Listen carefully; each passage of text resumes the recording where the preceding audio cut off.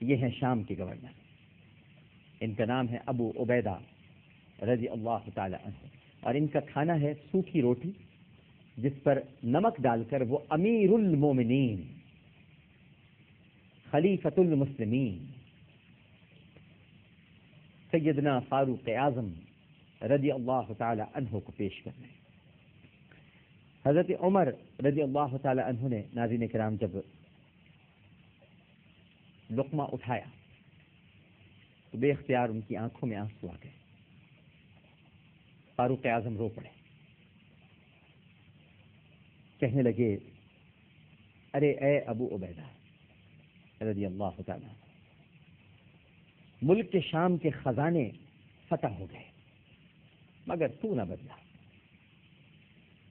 شام فتح ہو گیا، اس کے خزانے مسلمانوں کے ہاتھ لگے مگر تو نہ بدلا۔ انہوں نے کہا، اور جو جواب دیا یہ ہماری آپ کی اصلاح کے لیے ہے۔ جواب کیا دیا ابو عبیدہ نے؟ حضرت ابو عبیدہ رضی اللہ تعالی عنہ اپنی آنکھوں میں آنسو بھر کے فاروق اعظم رضی اللہ تعالی عنہ سے مخاطب ہوئے، جو خود بھی اس وقت رو رہے تھے، اور کہا کہ کیا فرمایا امیر المومنین آپ نے کہ شام کے خزانے ہو گئے، ابو عبیدہ تو نہ بدلا؟ اے امیر المومنین، میں تو اپنے آقا، اپنے مولا، اپنے سیدی، اپنے مرشدی اللہ کے حبیب صلی اللہ علیہ وآلہ وسلم سے ایک عہد کر چکا تھا۔ فاروق اعظم نے کہا کہ کیا عہد کیا تھا تو نے، مجھے بھی تو بتا۔ ارشاد فرمایا کہ اے امیر المومنین، میں نے اپنے سرکار صلی اللہ علیہ وآلہ وسلم سے عہد کیا تھا کہ آپ مجھے جس حال میں چھوڑ کر جا رہے ہیں نا، میں آپ سے اسی حال میں ملوں گا جیسے آپ نے ابو عبیدہ کو چھوڑا ہے، مجھ میں کوئی کمی نہیں پائیں گے آپ، میں ایسے ہی آپ سے ملوں گا۔ اور نبی کریم صلی اللہ علیہ وآلہ وسلم نے فرمایا تھا کہ میں جس حال میں تمہیں چھوڑ کر جا رہا ہوں تمہیں اسی حال میں میرے پاس آنا ہے۔ تو آپ بتائیے اے فاروق اعظم رضی اللہ تعالیٰ عنہ، کیا میں دنیا کے دھوکے میں آ جاؤں؟ کیا میں اس چند دنوں کی زندگی، یہ جو چند دنوں کی زندگی ہے، یہ زیادہ حیات نہیں ہے، کیا اس پر محبت رسول، حکم رسول، اطاعت رسول اور عشق رسول کو ترجیح دے دوں؟ چند دنوں کی زندگی تو ختم ہی ہونی ہے نا، چلے ہی جانا ہے نا ہم نے۔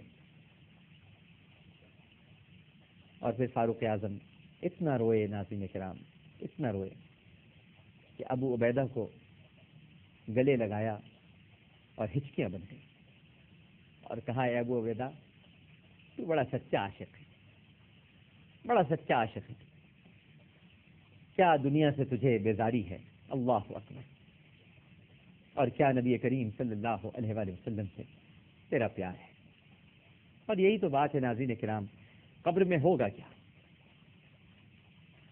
جب نکیرین آئیں گے تو نبی کریم صلی اللہ علیہ وآلہ وسلم ان تینوں سوالات کے درمیان جو تیسرا سوال ہے، ما کنت تقول فی ھذا الرجل، اس وقت وہ جب مدد کو تشریف لائیں گے تو کون سی ڈگری کام آئے گی؟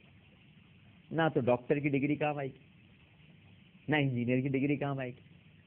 بھائی کوئی ڈاکٹر بھی دفن ہوگا، کوئی انجینئر بھی دفن ہوگا، کوئی MBA بھی دفن ہوگا، یقیناً گورنر، وزیر اعظم، وزیر اعلیٰ، صدر پاکستان، صدر مملکت، ان سب کو قبر میں جانا ہے، سب دفن ہو جائیں گے۔ تاجر حضرات بھی دفن ہوں گے، یہ ذخیرہ اندوز بھی دفن ہوں گے۔ ہر طرح کے شخص کو بالآخر موت کا ذائقہ چکھنا ہے اور قبر میں جانا ہے۔ اس وقت کون سی ڈگری کام آئے گی؟ انجینئرنگ کی،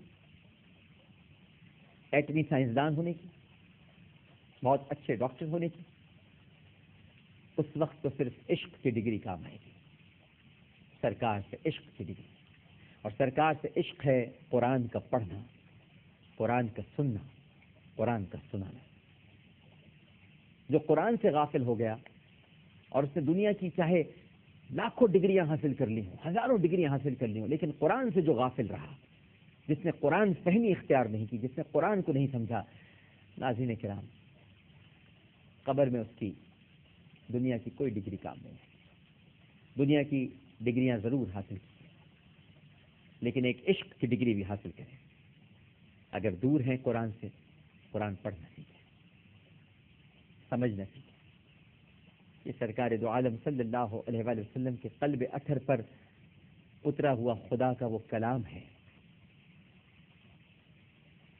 کہ جس کا اثر ناظرین کرام اگر آپ کو معلوم ہو جائے. یہ بزرگان دین ہی جانتے تھے. اور حضرت بختیار کاکی رحمہ اللہ تعالی ارشاد فرماتے ہیں کہ قرآن کا اثر کوئی جان جائے تو اس کے کلمات اگر کسی مردے پہ پڑھے جائیں تو وہ مردہ اٹھ کے کھڑا ہو جائے، اللہ کے حکم سے. اللہ کے حکم کے بغیر کچھ نہیں ہوتا. لیکن اس کلام میں اتنا اثر ہے کیونکہ کلام الہی ہے. امید ہے کہ ہمیں اس واقعے سے اپنی اصلاح کی توفیق ملے گی، اور ہم یہ دنیا پرستی میں جو مبتلا ہو گئے ہیں، دنیا کو جو ہم نے سب کچھ سمجھ لیا ہے کہ دنیا ہی ہمارا ٹھکانہ ہے، دنیا میں ہی رہنا ہے، بس اس کے بعد کچھ نہیں ہے. شاید اس